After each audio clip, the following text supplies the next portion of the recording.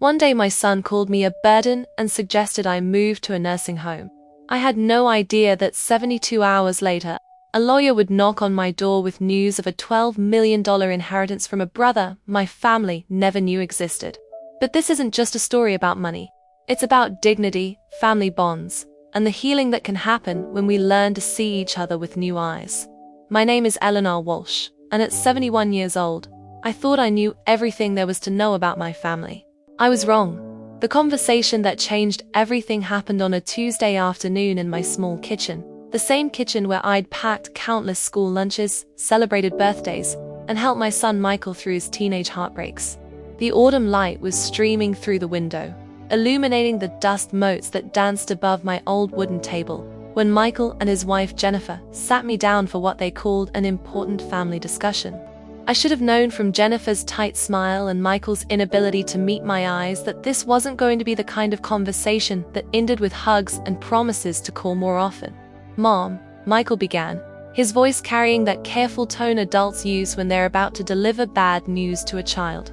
"Jennifer and I have been talking, and we're worried about you."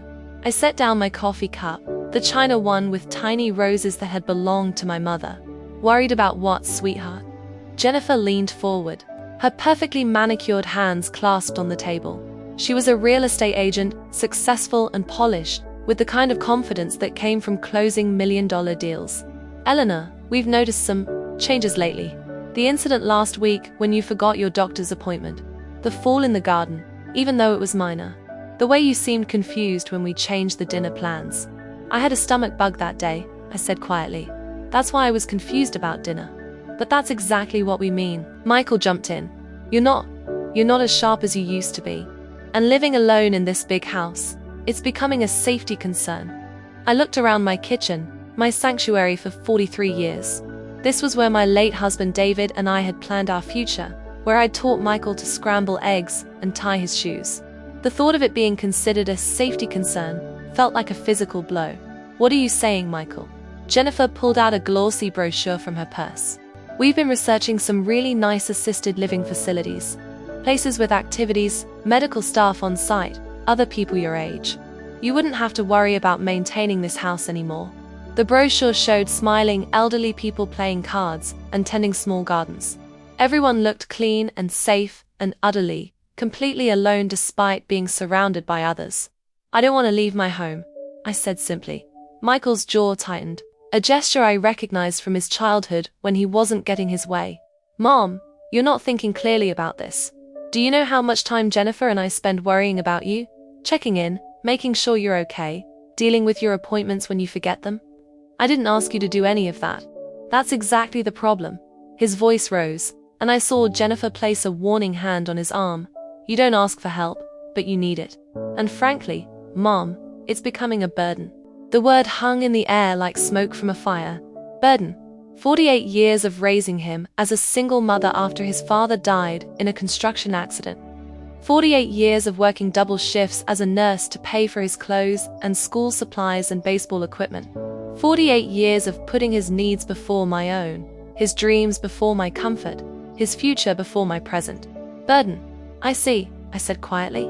"Look, Mom, I don't mean to sound harsh, but Jennifer and I have our own lives to think about. We have the kids' college funds to worry about, our careers, our marriage. We can't be your full-time caretakers." I hadn't realized that was what they thought they were. In my mind, I was still the independent woman who'd raised a son alone, who'd worked her way up from a nurse's aide to a charge nurse, who'd owned her home free and clear and asked for nothing from anyone. "How often do I call you for help, Michael?" He shifted uncomfortably. "That's not the point. Answer the question. In the last month, how many times have I called you asking for help?" "It's not about phone calls, Mom. It's about the responsibility, the constant worry. Jennifer barely slept last week after your fall." I turned to Jennifer, who had the grace to look slightly embarrassed. "I fell because I tripped over the garden hose. I scraped my knee. I'm 71, not 91. But what if next time it's serious?" Jennifer said, "What if you fall and can't get up? What if you have a medical emergency? Michael would never forgive himself if something happened to you. So this is about making you feel better, not about what's best for me." Michael slammed his hand on the table, making the coffee cups jump. "This is about facing reality. You're getting older, Mom. You're slowing down. And I'm sorry if that hurts your feelings, but it's true. The responsible thing is to plan for that before something terrible happens. I stood up slowly, my knees protesting slightly. A reminder that he wasn't entirely wrong about the getting older part. I think you should leave now. Mom, don't be like this. We're trying to help you. No, Michael. You're trying to solve a problem you think I've become. There's a difference. Jennifer gathered up her brochures. Eleanor, we're not your enemies here. We love you. That's why this is so hard. After they left, I sat in my kitchen for a long time, listening to the house settle around me. Every creak and sigh of the old wood felt like a conversation, a reminder of all the life that had happened within these walls. David's laughter echoing from the living room where he used to watch baseball games. Michael's voice calling for help with homework from his bedroom upstairs. The sound of my own footsteps during the quiet years after David died, when it was just Michael and me against the world. Now Michael saw me as a burden. The boy I'd rocked to sleep, whose fever I'd sat up with through countless nights, who'd cried in my arms when his first girlfriend broke his heart. That boy had grown into a man who found my existence inconvenient.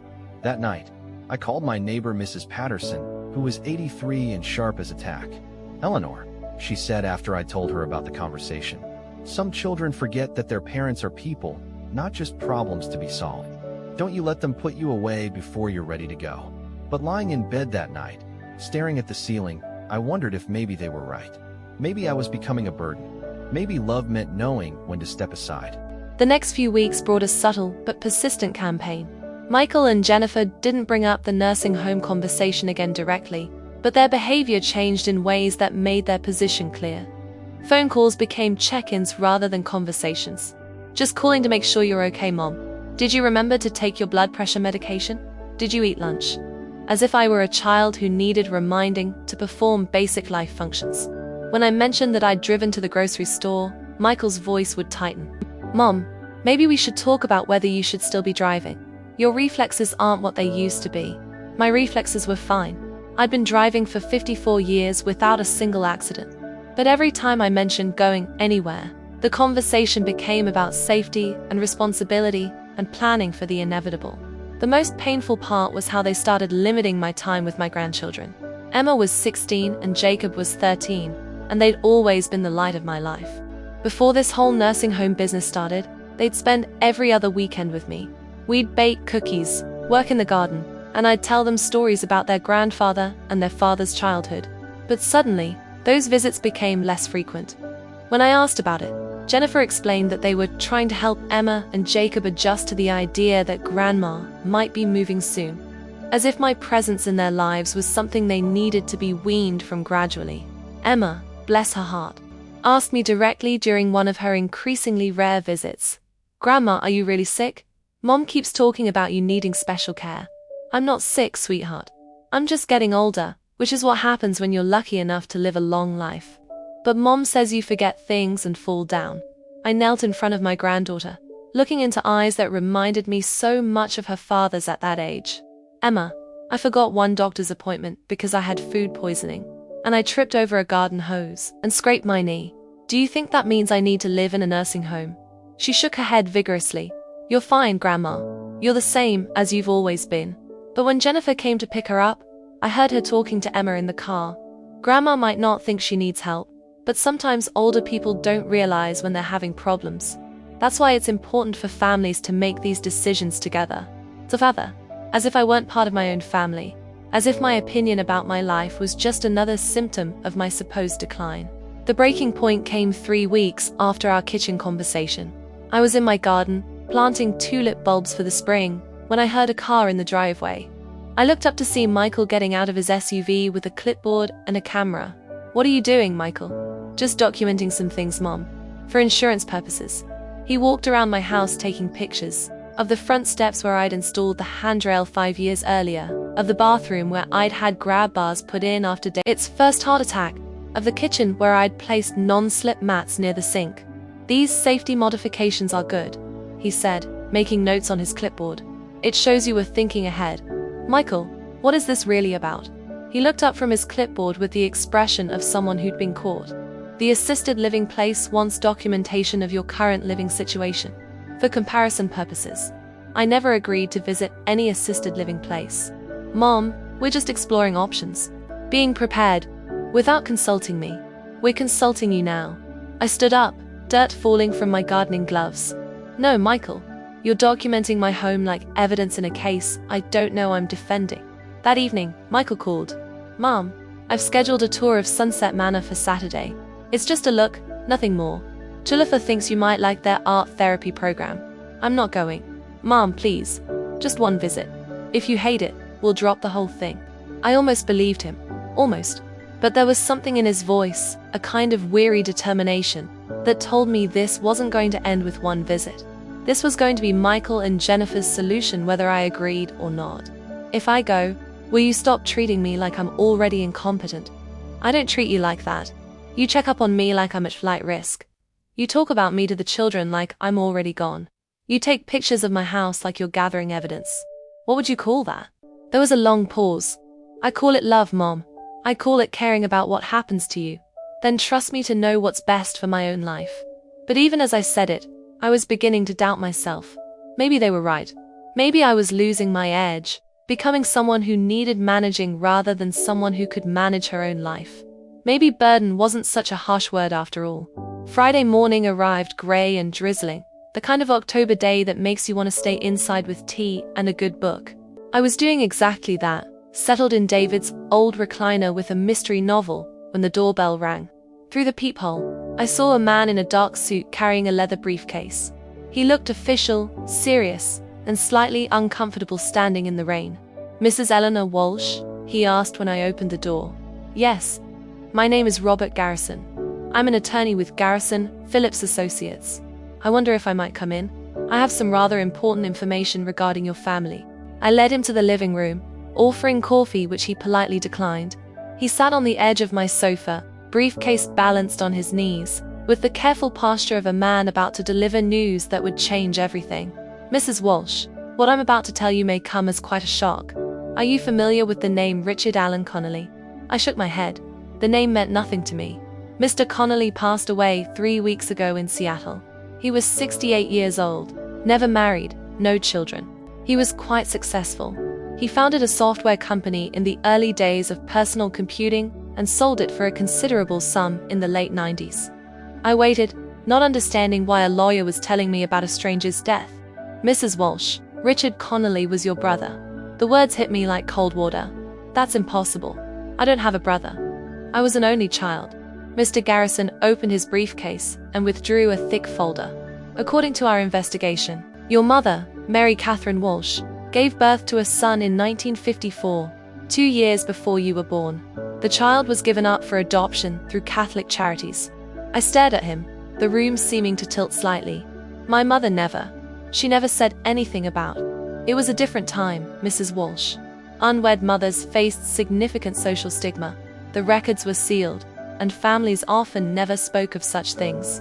He handed me a photograph, a professional headshot of a man with kind eyes and silver hair.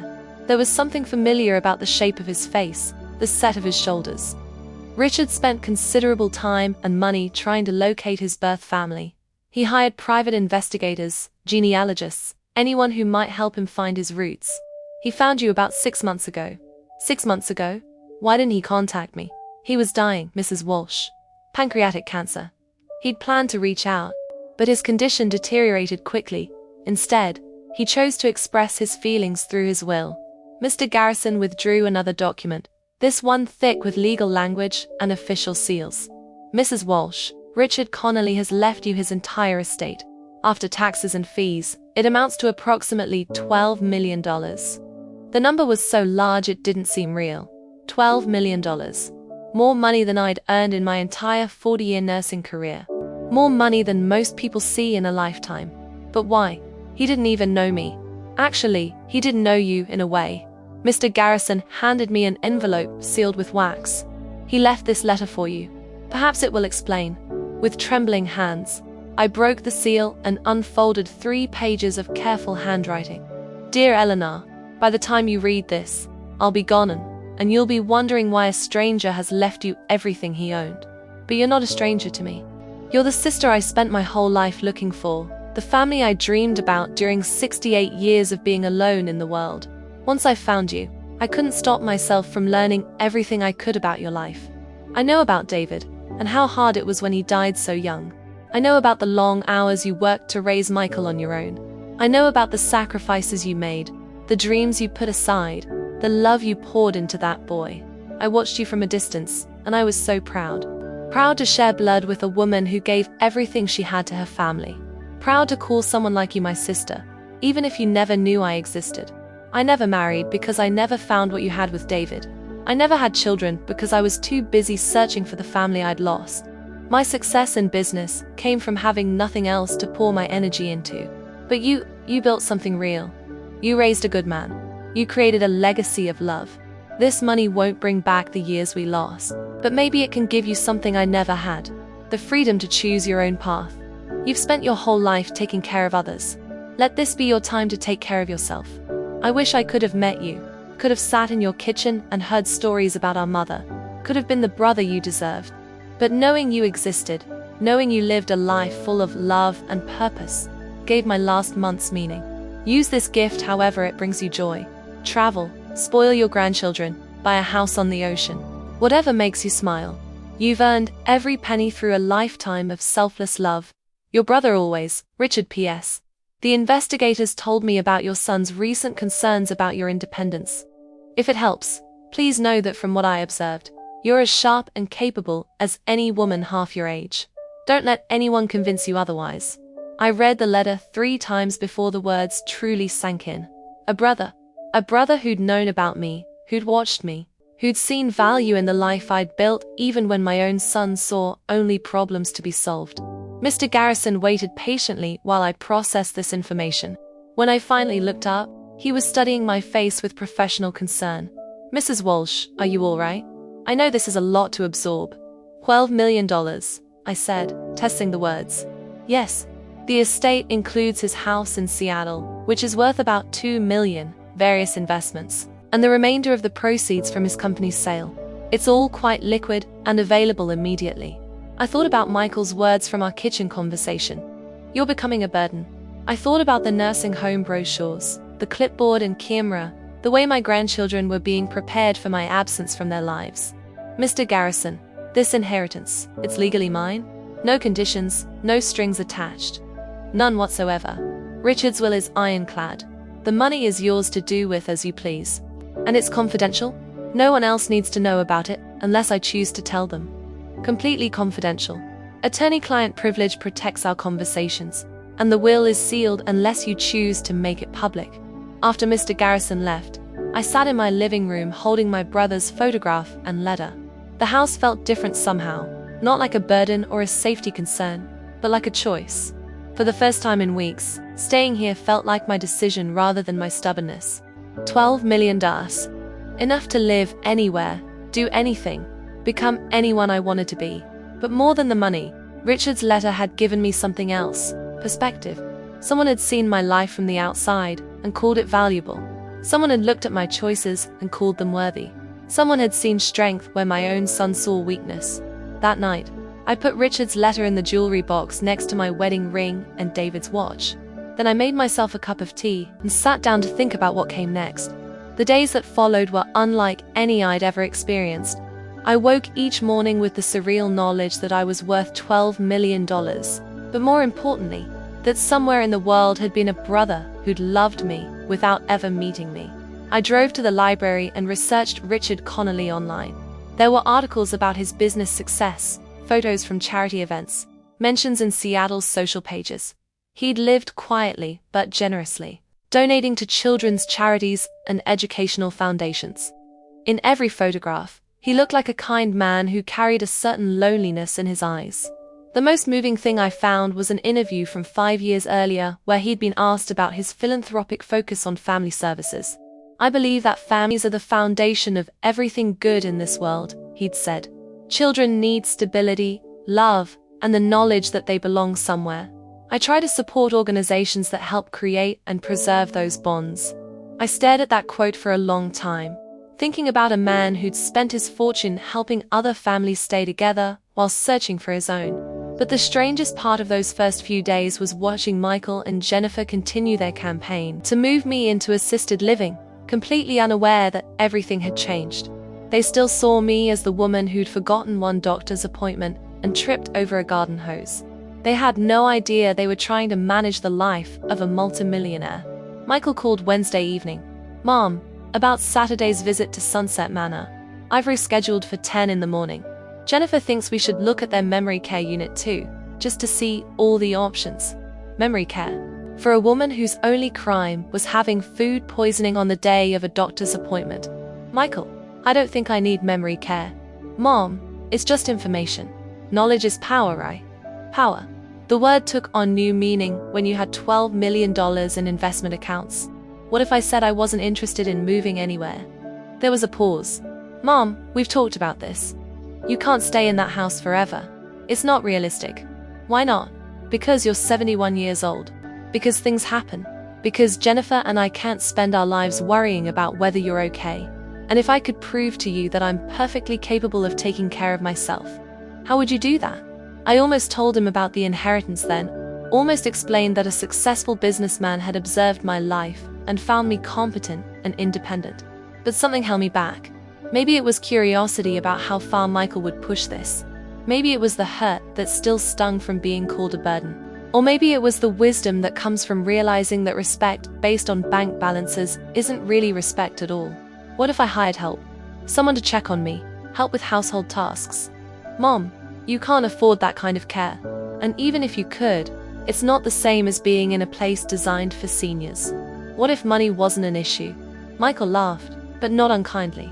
"Mom, I know you have some savings, but full-time care is expensive. We're talking thousands of dollars a month." Thousands of dollars a month. When I was earning interest of thousands of dollars per day. Just humor me, Michael. If money truly wasn't an issue, would you still insist I move to assisted living? Where would you get that kind of money? It was telling that he couldn't answer the hypothetical question. Even if I could afford to stay in my home with help, he'd still want me somewhere else. This wasn't really about my safety or my capabilities. This was about his convenience. Thursday brought a visit from Emma, my 16-year-old granddaughter. Jennifer dropped her off for 2 hours while she showed houses to clients. "Grandma, are you really going to move to that old people's place? What do you think I should do, sweetheart?" Emma looked around the living room, taking in the family photographs, the bookshelf David had built, the piano where I'd taught her to play chopsticks. "I think you should stay here. This is your home. You know where everything is. You have your garden. You can cook whatever you want. Why would you want to move to some place where they make you eat dinner at 5 o'clock and play bingo? Your parents think I might be safer somewhere with medical care nearby." "Grandma, you're not sick. You're just older. There's a difference." From the mouths of babes. My 16-year-old granddaughter could see what my 50-year-old son couldn't. That aging wasn't the same as failing. "Emma, can I ask you something? When you're with me, do I seem confused or forgetful to you?" She shook her head. "You remember everything. You remember stories about Grandpa, about Dad when he was little, about things that happened before I was born. You remember which books I've read and which ones I want to read next. You remember that I don't like mushrooms on my pizza and that Jacob's afraid of thunderstorms. And do I seem unsteady or unsafe? You climb around in the garden. You drive to the store. You cook dinner without burning anything. Mom acts like you're about to fall down any second, but I don't see it." That conversation crystallized something for me. The woman my family was describing, forgetful, fragile, declining, wasn't me. She was a projection of their fears about aging, their discomfort with the idea that their mother was getting older, their need to feel in control of the uncontrollable process of time. But I wasn't that woman. I was Eleanor Walsh, the woman who'd raised a son alone, who'd built a career in nursing, who'd maintained her home and her independence through sheer determination. I was also Eleanor Walsh, the sister of a successful businessman who'd seen strength and capability in my life choices. And now I was Eleanor Walsh, multimillionaire. A woman with the resources to live exactly as she chose, exactly where she chose, for as long as she chose. The question was, what was I going to do with that power? Saturday morning arrived with crisp October air and the kind of bright sunshine that makes everything look possible. I dressed carefully, a navy sweater David had always complimented, comfortable shoes, and my mother's pearl earrings. If I was going to tour a nursing home, I was going to do it on my own terms. Michael and Jennifer picked me up at exactly 10 o'clock. Jennifer had brought more brochures and a tablet loaded with virtual tours of other facilities. I think you're really going to like Sunset Manor, Eleanor, she said as we drove. They have a wonderful activities coordinator, and the dining room has themes every night. Tonight is Italian night. How festive, I said mildly. Sunset Manor was exactly what I'd expected. A large, modern building designed to look cheerful and homelike, while actually being as institutional as a hospital. The lobby smelled like artificial flowers and industrial disinfectant. Classical music played softly from hidden speakers, and residents sat in matching armchairs watching a television that was mounted too high on the wall. Our tour guide was a woman named Patricia who had clearly perfected the art of making imprisonment sound like freedom. As you can see, Mrs. Walsh, our residents have access to all the amenities they could want.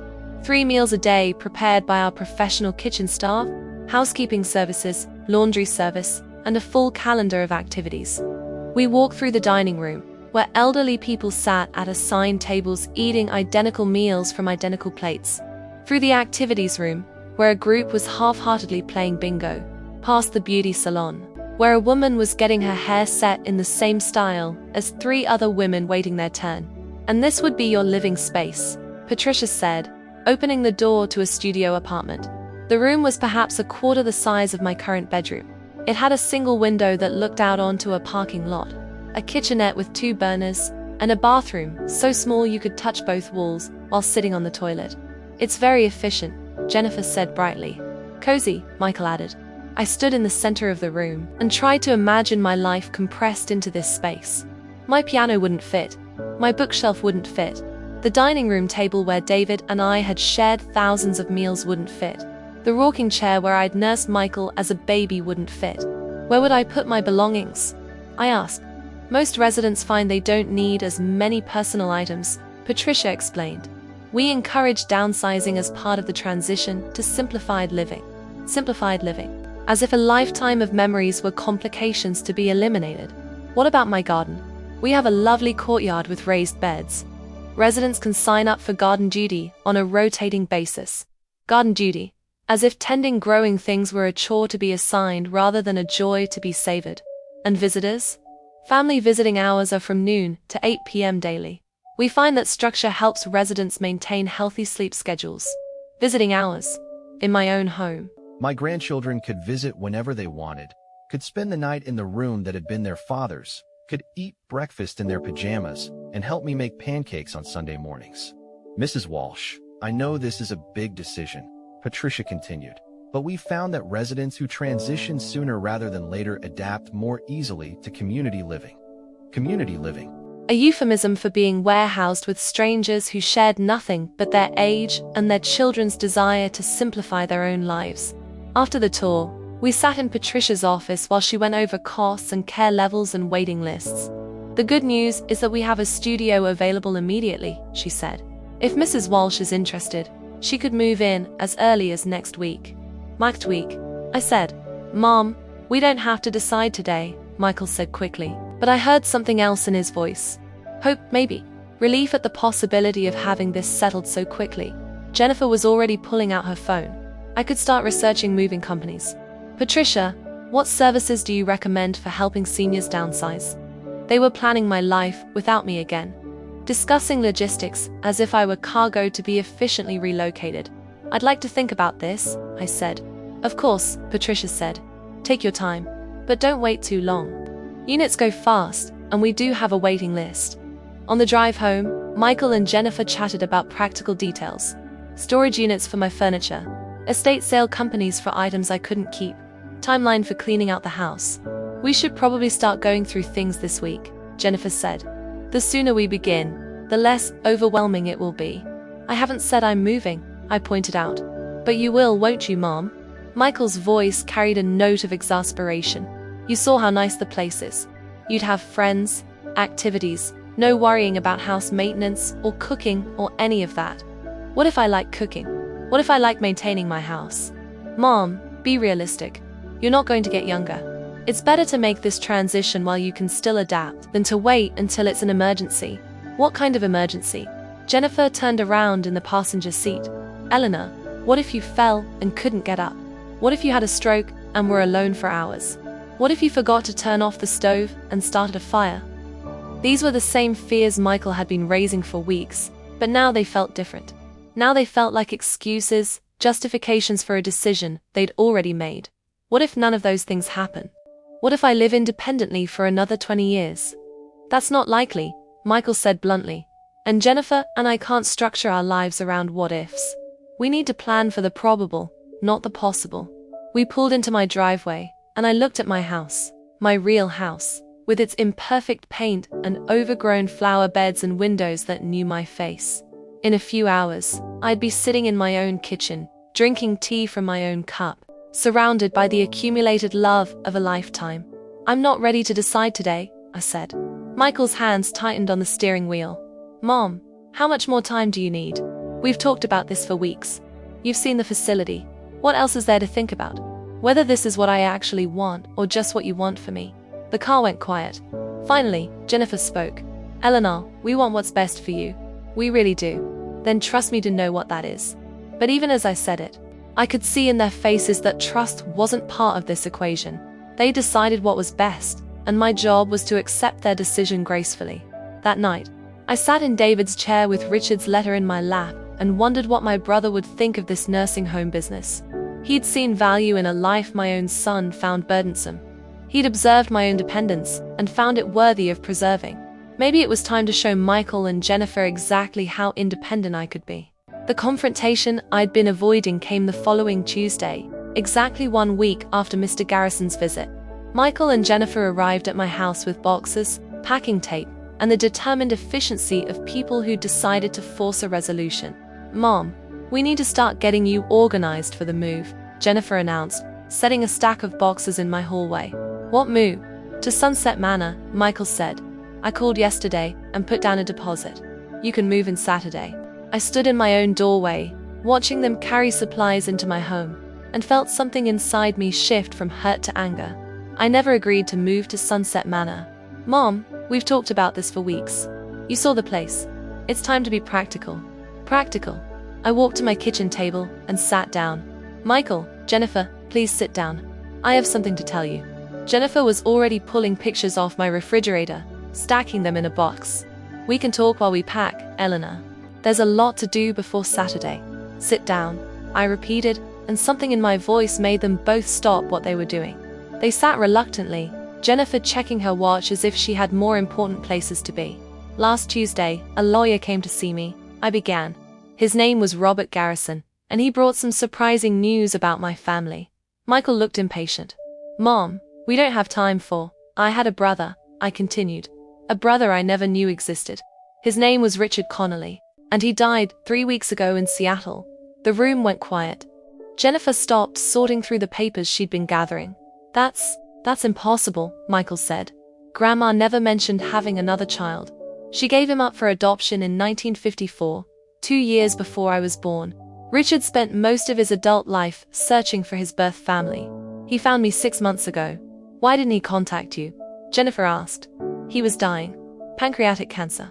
But he learned everything he could about my life, about the family I'd built, about the sacrifices I'd made raising you, Michael.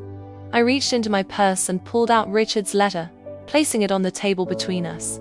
He left me his entire estate, $12 million. The silence that followed was absolute.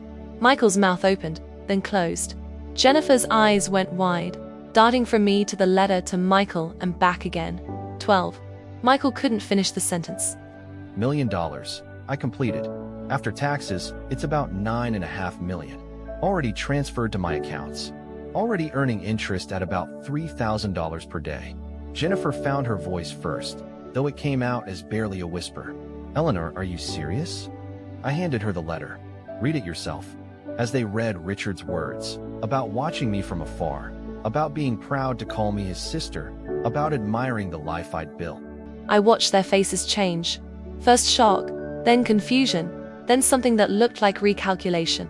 Michael finished reading and looked up at me. Mom, this is incredible news.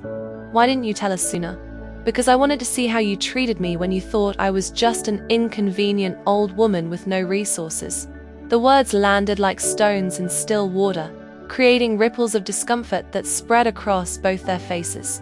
That's not how we see you, Jennifer said quickly. No? Then explain the nursing home deposit you just mentioned. Explain the boxes you brought to pack up my life without my permission. Michael shifted in his chair. Mom, we were trying to help. We thought. You thought what? That I was incompetent? That I was a burden on your lives? That I needed to be managed like a problem to be solved? We were worried about your safety, Jennifer said. Were you? Or were you worried about your convenience? The question hung in the air. I could see them both struggling with how to respond now that the game had changed, now that the helpless mother they'd been trying to warehouse was revealed to be wealthier than they'd ever be. This changes everything, Michael said finally. Does it? How? Well, obviously you don't need to move to assisted living now. You can afford any kind of care you want. You could hire live-in help, renovate the house for aging in place, install all the safety features you might need. I could have done all of that last week too, Michael. The only thing that's changed is your perception of my worth. Jennifer was doing calculations in her head. I could see it in her eyes. $12 million. College funds for the children. A bigger house. Early retirement. A lifestyle they'd never imagined possible. Mom, Michael said, his voice taking on the careful tone of someone who realizes they've made a terrible mistake. I think there's been some miscommunication. We never thought you were a burden. We love you. We were just concerned. Stop. I held up a hand. Don't you write history now that the stakes have changed. You called me a burden 3 weeks ago in this very kitchen. You took pictures of my house like evidence in a case. You scheduled a nursing home tour without my consent and put down a deposit without my agreement. We can get the deposit back, Jennifer said quickly. That's not the point. Michael leaned forward, his face earnest in the way it had been when he was a child trying to talk his way out of trouble. Mom, we made mistakes. I admit that. But this inheritance, it's a blessing for all of us. We can be a real family again. We can take care of each other. You want to take care of me now? Of course we do. What's changed, Michael? Am I suddenly less forgetful? Are my reflexes suddenly sharper? Is my house suddenly safer? He couldn't answer, and his silence was more honest than any words would have been. The only thing that's changed is that I'm no longer a burden. I'm an asset. Jennifer tried a different approach. Eleanor, I think we all just need to take a step back and figure out how to move forward as a family. This is wonderful news, and we want to celebrate with you. Celebrate, I repeated. Last week you were packing me off to eat institutional food and play supervised bingo. Today you want to celebrate. What exactly are we celebrating, Jennifer? My good fortune, or your opportunities? The boxes they'd brought sat in my hallway like monuments to their assumptions about my helplessness. Looking at them, I felt a clarity I hadn't experienced in weeks.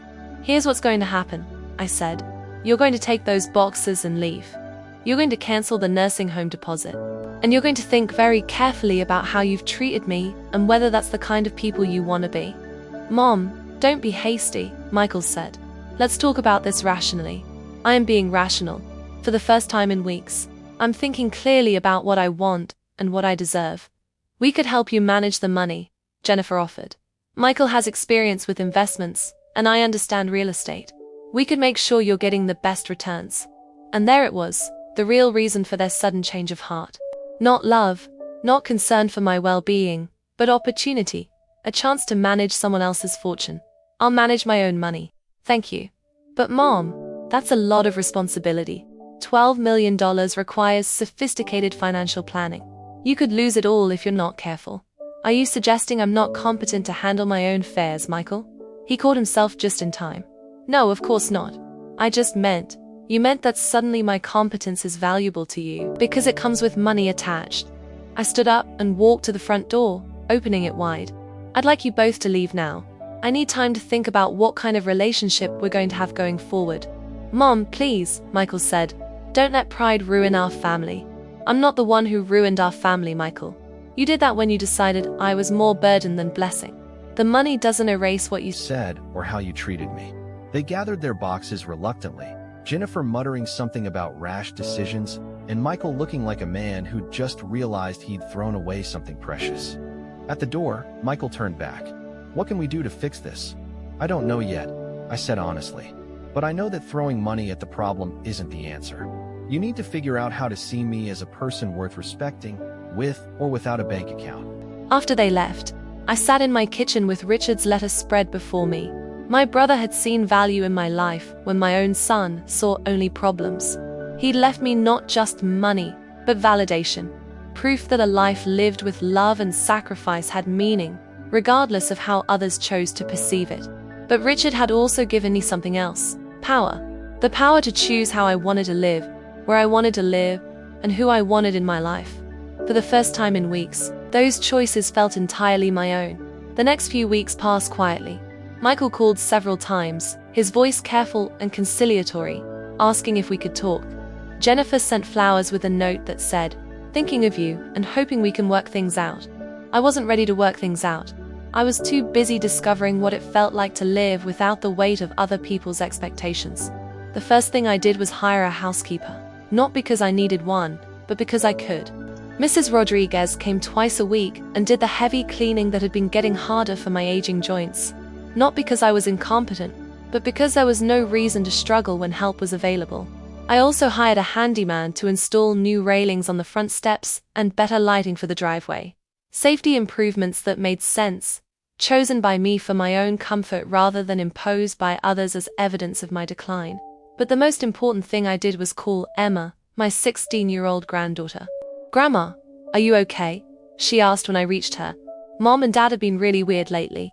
Dad keeps muttering about family and respect, and Mom's been researching financial advisors." "I'm fine, sweetheart. Better than fine, actually. Would you like to come spend the weekend with me? Just you and me." "Really? Mom said you might be too busy for visitors." "I'm never too busy for you, Emma." That weekend, Emma and I baked cookies, worked in the garden, and had the kind of long conversations I'd been missing. I told her about Richard, about the inheritance, and about what had happened with her parents.